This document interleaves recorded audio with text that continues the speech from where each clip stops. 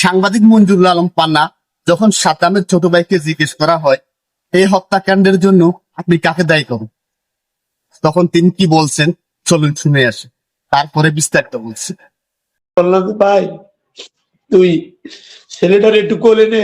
কয় আমি ছেলেটারে কি কোলে নেবো, আমি তো বাইরে থাকা অবস্থায় কোলে নিতে পারিনি, আমি তো ওরে কোলে নেবো না। ছেলেটার মাথায় হাত বুলো দিয়ে খালি বললো ক্ষমা করে দিস। আমি এই হত্যাকাণ্ডের জন্য এই রাষ্ট্রকে দায়ী করতে চাই এবং আমি বলতে চাই এই দেশে আমাদের জন্মগ্রহণ করা হয়েছে ভুল।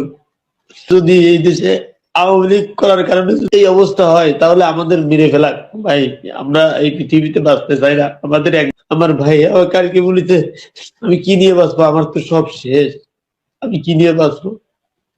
যেখানে 6 মিনিটের জন্য সাদ্দামকে জামিন দেওয়া হয়নি তার সন্তানকে দেখার জন্য, যেখানে 6 মিনিটের জন্য সাদ্দামকে সুযোগ দেওয়া হয়নি তার সন্তানকে কোলে নেওয়ার জন্য, যেখানে 6 মিনিটের জন্য সুযোগ দেওয়া হয়নি কবরে এক মুঠো মাটি দেওয়ার জন্য, যখন সারা বিশ্বে এমন ঘটনা নিয়ে নিন্দার জ্বর উঠছে তখন সরকার তাকে জামিন দিচ্ছে 6 মাসে।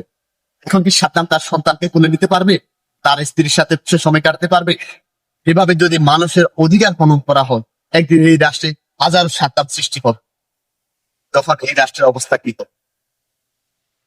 তখন এসে ভয়াবহ ঘটনা ঘটবে না এমন তো আশা করা যায় না। সাদ্দামের মতো এমন হাজারো সাদ্দামের পর্দার আড়ালে এমন ঘটনা ঘটছে যা আমরা হয়তো দেখছি না। এমন ঘটনা যদি প্রতিনিয়ত ঘটতে থাকে তাহলে সাদ্দামের মতো এমন হাজারো সাদ্দাম এই পৃথিবী সন্ত্রাস জন্ম নেবে, তখন তাদের হাত থেকে রাষ্ট্রকে নিরাপদ দেওয়া অসম্ভব হয়ে পড়বে।